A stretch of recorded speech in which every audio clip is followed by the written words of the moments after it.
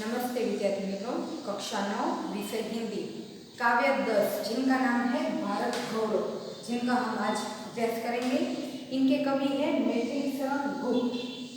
यहाँ पर सबसे पहले काव्य की शुरुआत करते हैं, तो उनसे पहले जो कवि है हमारे मैथिली शरण गुप्त जी, उनका परिचय थोड़ा प्राप्त करें। तो उनका जन्म झांसी जिले के चिरम गांव में हुआ था और प्रारंभिक रचनाएं इनकी हिंदी की पत्रिका सरस्वती में प्रकाशित हुई है। कहा जाता है कि उन्हें बचपन से ही कविताओं में काफ़ी रुचि रही है और उनकी जो प्रारंभिक जो भी रचनाएं हुई है वे उनकी हिंदी की पत्रिका सरस्वती में प्रकाशित हुई है। और ये राष्ट्रकवि के संबोधन से भी प्रसिद्ध हुए हैं, तो उन्हें पद्म भूषण की उपाधि से भी अलंकृत किया गया है। कहा जाता है कि उनकी कविताओं में राष्ट्र के प्रति एक प्रकार का जोश उनकी कविताओं में दिखाई देता है। इसी प्रकार से उन्हें राष्ट्र कवि के संबोधन से भी जाना जाता है, तो उन्हें पद्म भूषण की उपाधि से भी क्या किया गया है, अलंकृत किया गया है। उनसे हमें कई ऐसी कृतियां हैं जो मिली है जिनमें हमें राम भक्त की महिमा दिखाई देती है, तो साथ साथ उनको देश के प्रति जो गौरव है, देश के प्रति उनका जो महत्व है, उनको उनकी कविताओं के माध्यम से भी समझाया गया है। फिर बात आती है कि इस प्रस्तुत काव्य की जो हमारी काव्य है भारत गौरव, काव्य का शीर्षक क्या है, भारत गौरव। यहाँ पर भारत के गौरव की महिमा को समझाने का उन्होंने प्रयत्न किया है। प्रस्तुत काव्य भारत भारती से लिया गया है, जो हमारा 1 मार्क्स का प्रश्न भी है। आपको 1 मार्क्स के प्रश्न में पूछा जाए कि इनके कवि कौन है और यह जो हमारी प्रस्तुत काव्य है वह किन में से ली गई है, तो भारत भारती काव्य जो है उनकी कृति, उनमें से इस काव्य को लिया गया है। अब बात करते हैं कि इस काव्य में कौन सी बात है जिन पर कविता को हमें समझना है। तो जिनमें 3 खंड में देश का अतीत, वर्तमान और भविष्य को चित्रित किया गया है। हमारे भारत देश को, जो हमारा भारत देश है, उनका अतीत यानी भूतकाल, वर्तमान काल और भविष्य को यहाँ पर 3 खंडों में उन्होंने चित्रित किया गया है। यहाँ पर भारत के अतीत यानी भूतकाल का गौरवशाली चित्रण भी प्रस्तुत किया गया है। इस काव्य में हम देखेंगे तो भारत का जो भूतकाल है उनका चित्रण यहाँ पर प्रस्तुत किया है। भारतीय सभ्यता और संस्कृति का गौरव बताया है, तो साथ साथ आर्यों के महान जीवन आदर्श का भी यहाँ पर चित्रण किया गया है। भारतीय सभ्यता और संस्कृति का तो गौरव बताया ही है, साथ साथ हमारे भारत में जो हमारे भारत के पहले निवासी आर्य थे उनके जीवन परिचय के बारे में या तो उनके जीवन के आदर्शों का भी उन्होंने यहाँ पर समझाने का प्रयत्न किया गया है। अब बात करते हैं काव्य की। तो पहले ही आप लोग देख सकते हैं कि यहाँ पर पूरी काव्य आपके सामने लिखी हुई है और आपकी पाठ्य पुस्तक में भी है। जब भी आप इस काव्य को समझ रहे हैं तो अपनी पाठ्य पुस्तक अपने साथ में रखेंगे ताकि उनके जो कठिन शब्द है उनको आप आसानी से समझ सकते हैं। दूसरी बात यह है कि यह पूरी काव्य परीक्षा में मौखिक रूप में भी आपको पूछी जाती है, इसलिए आप क्या करेंगे, इस पूरी काव्य को मौखिक रूप में भी तैयार करेंगे। अब काव्य की समझौती की बात करते हैं, तो यहाँ पर पहला ही शब्द है भूलोक। भूलोक यानी पृथ्वी, भू यानी पृथ्वी, लोक यानी संसार, पृथ्वी पर का पूरा संसार। तो आगे वे कहते हैं कि भूलोक का गौरव और प्रकृति का पुण्य लीलास्थल कहाँ है।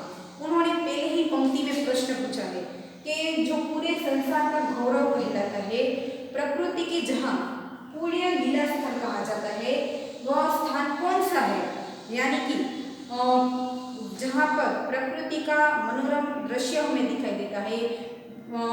आगे भी कहते हैं कि फैला मनोहर, मनोहर यानी मन को हरने वाला, जो हमारा शब्द समूह के लिए एक शब्द है।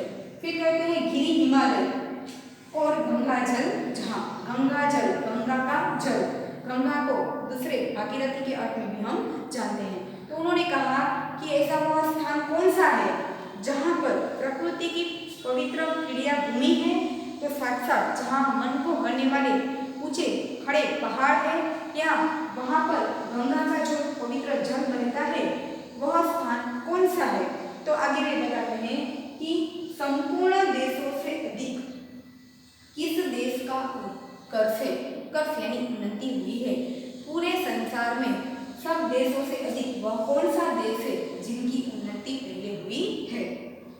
उसका की जो ऋषिभूमि है वह स्थल कौन सा है, जो ऋषिभूमि कहलाता है, जहाँ पर ऋषियों का पहले निवास रहा है पहचाना जाता है वह कौन सा है? वह भारतवर्ष है। वह कौन सा स्थान है? वह भारतवर्ष है। यहाँ पर संपूर्ण देशों से अधिक भारत की गौरवता को समझाने का कवि ने यहाँ पर प्रयत्न किया है। वह कहते हैं कि हमारा भारत बहुत ही पुराना देश है और पूरे संसार में वह पवित्र भूमि के नाम से पहचाना जाता है। और ऋषि भूमि, यहाँ पर कई ऐसे ऋषि हुए हैं जिसकी वजह से उसे ऋषि भूमि भी कहते हैं। काव्य का यहाँ पर 4 पंक्तियों का सार हम देखें तो कवि कहते हैं कि भूलोक का वह गौरव है, प्रकृति का पुण्य लीला स्थल भी है जहाँ पर प्रकृति अपनी लीला दिखा रही है, यानी कि ऊंचे खड़े पहाड़ भी है, गंगा जैसा पवित्र नदी बहती है, कई ऐसे यहाँ पर प्रकृति है जो हर एक व्यक्ति के मन को आनंदित करती है, जहाँ पर मनोहर यानी कि मन को भरने वाला ऊंचा गिरी हिमालय फैला हुआ है चारों ओर, और गंगा का जहाँ पवित्र जल बहता है। संपूर्ण देशों से अधिक किस देश का उत्कर्ष है? सारे देशों से, पृथ्वी के सारे देशों से अधिक जो उन्नत देश कहलाता है वह स्थल कौन सा है? जो ऋषि भूमि कहलाता है वह भारतवर्ष ही संसार का सिरमौर कहलाता है। अब आगे देखते हैं कि कवि कहते हैं कि हाँ, वृद्ध भारतवर्ष ही संसार का सिरमौर है। सिरमौर यानी उनका अर्थ क्या है? सिरमौर यानी श्रेष्ठ, सबसे श्रेष्ठ जो है उन्हें क्या कहते हैं? सिरमौर कहते हैं। तो यहाँ पर भारतवर्ष को उन्होंने वृद्ध कहा है। भारतवर्ष को वृद्ध क्यों कहा है? क्योंकि हमारा भारत देश बहुत ही पुराना है, बहुत ही प्राचीन देश है। संसार के प्राचीन देशों में से भारत देश एक प्राचीन देश है, इसलिए उसे वृद्ध कहा गया है। वृद्ध कहा गया है। उन्हें वृद्ध क्यों कहा गया है? क्योंकि यह बहुत ही पुराना देश है। यहाँ की प्रकृति भी मन को मनोहर कर देती है, मन को भर लेती है। यहाँ पर कई ऐसी विद्या और कलाओं का प्रचार हुआ है। भारत में ही विद्या और कलाओं से संसार को काफ़ी विद्या और कला का प्रचार हुआ है। और कहा जाता है कि विधि ने यानी कि ब्रह्मा ने मनुष्य का निर्माण भी भारतवर्ष से यानी कि भारत की धरती से ही किया गया है।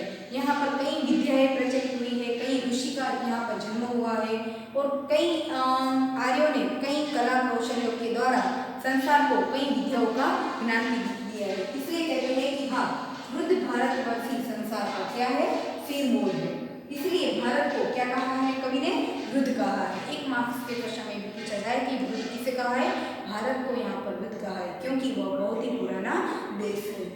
ऐसा पुरातन, पुरातन यानी पुराना देश कोई विश्व में क्या और है? और यानी अन्य कोई ऐसा देश है जो भारत जितना पुराना हो?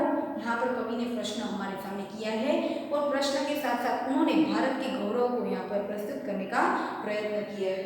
भगवान की बहुभूतियों का, बहुभूतियाँ यानी हमारे जो भंडार है, जो भी हमारी विभूति है यानी हमारी धन संपत्ति है, चाहे हीरा, माणिक, मोती, कुछ भी, सब कुछ जो हमारे यहाँ भंडार यानी खजाना है वो हमें भारत से ही पहले प्राप्त हुआ है, और यह सब भारत के द्वारा ही अन्य संसार को देने का प्रयत्न किया गया है। इसलिए कहते हैं कि भगवान की जो भी बहुभूतियाँ है, जो भी संपत्ति है, चाहे वो हीरा, माणिक, मोती, खजाने, कुछ भी क्यों ना हो, यह सब यह भारत का प्रथम भंडार कहलाता है। भंडार यानी खजाना कहलाता है। भारत की धरती से ही हमें कई ऐसे खजाने प्राप्त हुए हैं, इसलिए उसे पुण्य भूमि या तो बहुभूतियों का यह स्थल कहा जाता है। विधि, विधि यानी ब्रह्मा, जिन्होंने सृष्टि की रचना की हुई है, उन्हें क्या कहते हैं? विधि कहते हैं। विधि ने किया नर, नर यानी मनुष्य, नर सृष्टि का पहले यही विस्तार है। कहा जाता है कि मनुष्य सृष्टि का जब से निर्माण हुआ है वो भारत की धरती से ही ब्रह्मा ने किया हुआ है, ऐसा माना जाता है। तो वह कहते हैं कि भारत को वृद्ध क्यों कहा गया है? भारत एक संसार का सिरमौर कहा जाता है, श्रेष्ठ कहा जाता है। इसलिए क्योंकि वह सबसे पुराना देश है। भारत सबसे पुराना देश कहा जाता है, और इनमें कई ऐसे हमारी बहुभूतियाँ है यानी हमारी संपत्ति है जो हमें भारत की धरती से ही प्राप्त हुई है। इसलिए उन्हें प्राचीन देश कहा गया है, पुराना देश कहा गया है। और कहा जाता है कि ब्रह्मा ने जब से मनुष्य का निर्माण किया है तो वह भारत की धरती से ही उनकी शुरुआत उन्होंने की हुई है। इसलिए वह कवि कहते हैं कि इतना है प्रश्न करके उन्होंने भारत के गौरव को यहाँ पर प्रस्तुत किया है। आगे वो कहते हैं कि यह पुण्य भूमि है।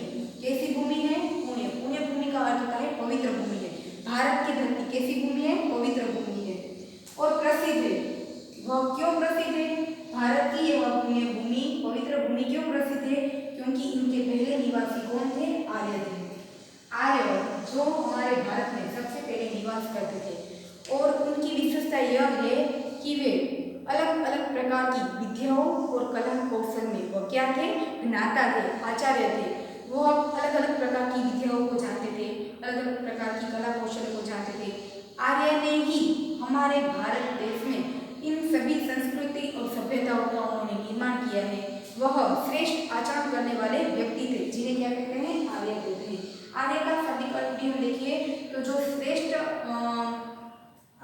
आचरण करने वाले होते हैं उन्हें क्या कहते हैं? आर्य कहते हैं। तो यह हमारी भारत की पवित्र भूमि प्रसिद्ध क्यों कहलाती है? क्योंकि इनके निवासी सबसे पहले कौन थे? आर्य लोग थे। जो कौन थे? उनकी क्या विशेषताएं थी? तो विद्या। हमारे भारत की धरती में कई विद्याओं का प्रचार हुआ है, यानी कि अलग अलग प्रकार की विद्याएं यहाँ पर प्रकट हुई है, उनका जन्म यहाँ हुआ है। और कला कौशल। कला कौशल का अर्थ है विभिन्न प्रकार की कलाएं, चाहे साहित्य हो, संगीत हो, नृत्य हो, हीरा माणिक मोती बनाने की कला हो, कोई भी कला हो, इनका सबसे पहले प्रयोग हमारे भारत की धरती में हुआ है। और जो जिनके आचार्य कौन थे? आर्य थे। विद्या कला कौशल के सबसे जो प्रथम आचार्य थे, आचार्य यानी ज्ञाता थे या तो शिक्षक जिन्हें कहते हैं वो गुरु थे। अलग अलग प्रकार की विद्याओं के, अलग अलग प्रकार की कला कौशल के वे आचार्य थे, ज्ञाता थे। और उन्होंने ही पूरे भारत को और भारत के अलावा पूरे संसार को उन्होंने सभ्यता और संस्कृति का क्या किया है? प्रचार प्रसार भी किया गया है। इसीलिए कहते हैं कि वह विद्या कला कौशल में सबसे पहले ज्ञाता थे। कहा जाता है कि ज्ञान के साथ साथ विविध प्रकार की विज्ञान संबंधित जो भी कलाएं थी, विज्ञान संबंधित जो भी कार्य थे, वे सबसे पहले उन्होंने ही हमारे भारत में सबको सिखाया है। संतान उनकी आज यह थी। संतान उनकी, हम सब उनकी क्या कहलाते हैं? संतान कहलाते हैं। भारत के जो भी मनुष्य है वह आर्य की क्या कहलाती है? संतान कहलाती है। आज हम अधोगति में पड़े हैं। अधोगति में यानी हमारी अवनति हो रही है। आज के समय में हम देखेंगे तो हम किनकी संतान है? उनकी संतान है जिन्होंने सबसे पहले संसार को सभ्यता और संस्कृति सिखाया है, सबसे पहले जिन्होंने विद्या और कलाओं को सिखाया है। उन्हीं आर्यों के हम भारत वे आर्य उनके निवासी रहे हैं। ऐसे भारत के आज हम संतान हैं। आज के समय में हम देखेंगे तो काफी पीछे है। क्यों? क्योंकि हम अभी अवनति में पड़े हुए हैं, अधोगति में पड़े हुए हैं। परंतु उनके पदचिन्ह उच्चता के आज भी कुछ खड़े हैं। जो आर्य थे उनकी जो संस्कृति थी, उनकी विद्या कलाएं थी, अभी नष्ट नहीं हुई है। आज भी वे उनके पदचिन्ह कभी न कभी हमारे भारत की धरती में दिखाई देते हैं। तो आज हम भले ही अवनति में पड़े हैं, लेकिन उनकी पदचिन्ह उच्चता के आज भी कुछ खड़े हैं जिनसे हम कुछ न कुछ सीख सकते हैं और हमारे भारत की धरती को प्रगति की ओर ले जा सकते हैं। फिर आगे वे कहते हैं कि वे आर्य ही थे जो कभी अपने लिए जीते न थे। हमारी भारत की धरती के पहले निवासी जो आर्य थे वह उनकी एक विशेषता यह भी रही है कि वह कभी अपने लिए न जीते थे। क्यों? क्योंकि उन्होंने कभी अपने बारे में नहीं सोचा है। उन्होंने कई ऐसे ग्रंथों की रचना की है, कई ऐसे वेदों की रचना की है जिनसे आज हमें कुछ न कुछ सीखने को मिलता है। आज भी हमारे लिए वह इतने ही उपयोगी साबित हुए हैं। या तो उन्होंने हमें जो सभ्यता और संस्कृति दी है जो आज भी हमारे लिए क्या है? महत्वपूर्ण है। आज भी हमारा भारत है वह लोगों को, सारे संसार को मानवता, शांति, सुख का एक प्रकार का संदेश देते हैं। इसीलिए वो कहते हैं कि वे आर्य ही थे जो कभी अपने लिए जीते न थे। वे स्वार्थरत हो मोह की मदिरा कभी पीते न थे। मदिरा यानी शराब। वह स्वार्थ की मदिरा कभी न पीते थे। उन्होंने कभी भी अपने लिए अपना जीवन नहीं जिया है। वह क्या करते थे? भारत की संस्कृति और सभ्यता जो है वह आने वाली पीढ़ी तक किस प्रकार पहुंचाया जाए, उनके कार्य में भी अपना समय बिताते थे। संसार के उपकार ही जब जन्म लेते थे सभी, वे भारत की धरती पर संसार के उपकार ही, संसार का हित करने के लिए उन्होंने इस धरती पर जन्म लिया था। निश्चेष्ट होकर किस तरह वह बैठ सकते थे? कभी निश्चेष्ट, चेष्टा रहित कोई भी कार्य के बगैर वह किस प्रकार रह सकते थे? क्यों जो भी हमें कलाएं प्राप्त हुई है, जो भी हमें विद्या प्राप्त हुई है, वे उन्हीं की वजह से हमें मिली है।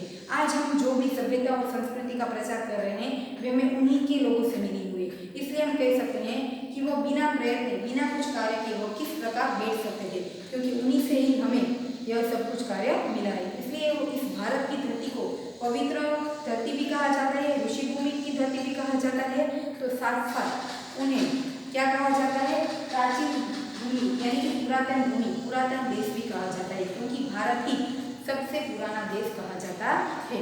और उनकी पवित्र धरती पर कई ऐसे महान पुरुष हुए हैं, कई ऐसे आर्य हुए हैं जिनसे हमें विभिन्न प्रकार की कलाएं प्राप्त हुई है, विभिन्न प्रकार की विद्याएं प्राप्त हुई है, विज्ञान की प्रगति के बारे में प्राप्त हुआ है। और भारत ने ही पूरे संसार को सबसे पहले सभ्यता और संस्कृति का महत्व समझाया है। इसीलिए इस काव्य में कवि ने भारत के गौरव को इस प्रकार समझाने का यहाँ पर प्रयत्न किया गया है। तो पूरी काव्य आप देखेंगे